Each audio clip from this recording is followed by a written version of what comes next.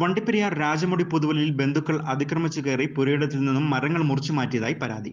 രാജമുടി പുതുവലിൽ ജനാർദ്ദനൻ ദൈവകനി ദമ്പതികളുടെ ഒരേക്കർ സ്ഥലത്തെ മരങ്ങൾ മുറിച്ചതായാണ് പരാതി അറിയിച്ചിരിക്കുന്നത്. ഒപ്പം വീട്ടിൽ സൂക്ഷിച്ചിരുന്ന സ്ഥലത്തിന്റെ പട്ടയവും അപഹരിച്ചു. സംഭവത്തിൽ വണ്ടിപ്പെരിയാർ പോലീസിൽ പരാതി നൽകിയിട്ടും ഇതുവരെ നടപടിയൊന്നും ആയില്ലെന്ന് ദമ്പതികൾ ആരോപിച്ചു. വണ്ടിപ്പെരിയാർ രാജമുടി പുതുവലിൽ താമസക്കാരായ ജനാർദ്ദനൻ ദൈവകനി ദമ്പതികളുടെ പുരയിടത്തിൽ ബന്ധുക്കൾ അതിക്രമിച്ചു കയറി മരങ്ങൾ മുറിച്ചതായാണ് പരാതി അറിയിച്ചിരിക്കുന്നത്. ഇവരുടെ ഒരേക്കർ സ്ഥലത്തെ മരങ്ങൾ മുറിച്ചു കടത്തുവാൻ ശ്രമിച്ചതായും ഇത് ചോദ്യം ചെയ്ത് തങ്ങളെ മർദ്ദിച്ചതായും സംഭവത്തിൽ വണ്ടിപ്പെരിയാർ പോലീസിൽ പരാതി നൽകിയിട്ടും യാതൊരു നടപടിയും ഇതുവരെ ആയില്ലെന്നും ജനാർദ്ദനൻ പറഞ്ഞു. 2010 ഒരു സ്ഥലം മേടിച്ചായിരുന്നു, ഒരേക്കർ സ്ഥലം മേടിച്ചു. 9-ാം തീയതിയാണ് സ്ഥലം മേടിച്ചത്. ഇപ്പം മേടിച്ച് കഴിഞ്ഞിട്ട് അതിൻ്റെ ഞങ്ങൾക്ക് കയറാനും പറ്റാതെ നമ്മളെ തട്ടുക, പിടിക്കുക, ഇന്നലെ കയറി മരമൊക്കെ മുറിച്ചിട്ടുണ്ട്. ഇത്രയും ചെയ്തു. പിന്നെ ഇടയ്ക്ക് എൻ്റെ പെണ്ണുമ്പിള്ളേക്ക് ഒരു പറമ്പിൽ കയറിപ്പോൾ അടിച്ചു. ചേട്ടൻ്റെ മോനും ഞങ്ങളുടെ അച്ഛനും കൂടി അതിൻ്റെയൊക്കെ പരാതി കേസ് കൊടുത്തിട്ട് കേസ് ഒരു നടപടി ആകുന്നില്ല.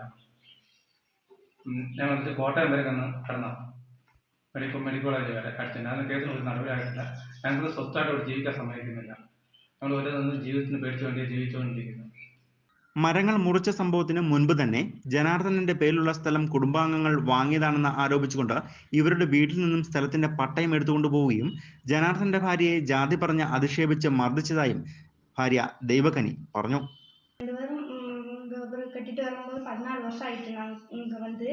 அப்போ நாங்கள் காஸ்ட் வேறனாலும் எனக்கு இவருக்கு ஒரு பிரச்சனை இல்லை. இப்போதைக்கு இவங்க அப்பா, அவங்க குடும்பத்தில் உள்ள அவங்க அண்ணன் எல்லாரும் சேர்ந்து தான் இப்போ பிரச்சனைக்கு வராங்க. என்ன ஒன்றும் துணி இல்லாமல் வந்தவா, நகை ஒன்று கொண்டு வராதவா, ஒன்று கொண்டு வராமல் தான் நீ வந்த அப்படின்னு சொல்லி நோட்டீஸ் அடிச்செல்லாம் வீடு வீடாக போய் கொடுத்தாங்க. அப்போ நாங்கள் ஒன்றும் கேட்கல. பின்ன அது கழிஞ்சிட்டு நாங்கள் எங்கள் அம்மா அப்பா வரும்போது உங்கள் பிள்ளைக்கு நீங்கள் ஒன்றும் போட கிடையாது, நீங்கள் ஏதாச்சும் உங்கள் பிள்ளைக்கு செய்யுங்கும்போது நான் வந்து என் வீட்டுக்கார்ட்ட 2 லட்சம் ரூபா நான் வாங்கி கொடுத்தேன். வாங்கி கொடுத்து நாங்கள் வந்து எங்கள் ஹஸ்பண்ட் பேரில் தான் அந்த காடு இடமும் எல்லாம் வாங்கினோம். வாங்கிட்டு இப்போ அந்த காட்டில் போய் நான் வேலை செய்யும்போது மனுக்குள்ள மகனும் எங்கள் மாமனாரும் சேர்ந்து என்னை அடித்தாங்க.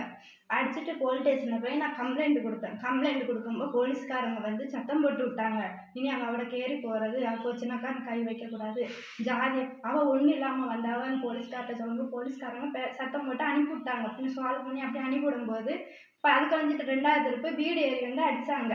நீ துணி இல்லாமல் வந்தாவா, ஒன்றும் இல்லாதவா, நீ வீட்டை விட்டு நீ இறங்கு அப்படின்னு சொல்லி அடித்தாங்க. அதுக்கு அப்பவும் நான் போய் போலீஸ் ஸ்டேஷனுக்கு பராதி கொடுத்தா அவங்க அது கழிஞ்சிட்டும் அதே மாதிரி சத்தம் போட்டு அப்படியே அனுப்பி விட்டாங்க. எனக்கு ஒரு நடவடிக்கை அவங்க எடுத்துற கிடையாது. இப்போ 3வது திருப்பு கிணத்தை சுற்றி கல் வச்சு கெட்டும்போது நான் எங்கள் மாமனார்கிட்ட சொன்னேன், எதுக்கு இந்த கிணத்தை சுற்றி நீங்கள் கல் கட்டுறீங்க, குடிக்க தண்ணி இல்லையா, வெயில் சமயத்தில் பக்கத்தில் உள்ளவங்ககிட்ட தண்ணிக்கு வருவாங்க, எதுக்கு நீங்கள் இப்படி செய்றீங்கன்னு கேட்டுட்டு இருக்கும்போது மகன் ஓடி வந்து கல்லை கொண்டு தலையில் അടിച്ചിട്ടാണ്.